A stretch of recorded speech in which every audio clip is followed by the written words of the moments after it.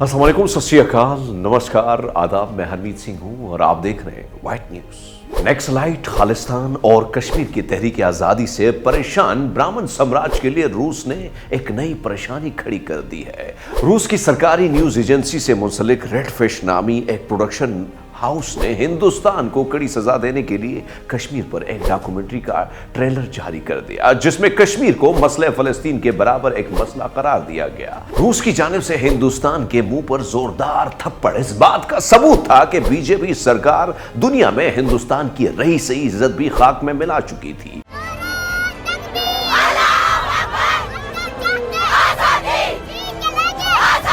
This is an attack on the constitution. Modi government has betrayed the people of Jammu Kashmir. This decision is a slap in the face of secularism. History will not spare you. अगरचे हिंदुस्तान के दफ्तर खारजा ने रूसी सरकार के कदमों में गिरकर यह वादा किया था कि किसी भी सूरत नरेंद्र मोदी हुकूमत की इज्जत बचाने के लिए कश्मीर पर यह डॉक्यूमेंट्री हटा दी जाए, उसके बदले में हिंदुस्तानी हुकूमत भूखे नंगे हिंदुस्तानियों की हड्डियां नचोड़कर रूस से मजीद महंगे हथियार खरीदेगी।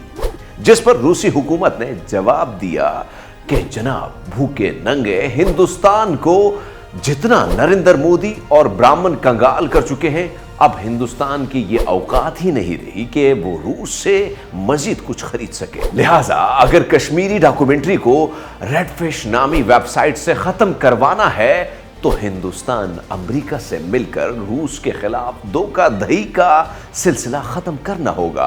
नाज़रीन, याद रहे कि हिंदुस्तान की झूठ, फ्रॉड और धोखाधड़ी की सियासत इसको पूरी दुनिया में जलील करवाती है, मगर हिंदुस्तान के ब्राह्मण हैं कि उनको जितना भी रुसवा कर लिया जाए उनका दिल ही नहीं भरता। फिलहाल रूस ने कश्मीर डॉक्यूमेंट्री रेड फिश नामी न्यूज एजेंसी की वेबसाइट से हटा दी है, लेकिन हिंदुस्तान का ब्राह्मण मजीद कितनी देर अपनी धोखाधड़ी से बाज रहेगा और रूस कब तक हिंदुस्तान का धोखाबाजी वाला रवैया बर्दाश्त करेगा, यह आने वाला वक्त ही बताएगा।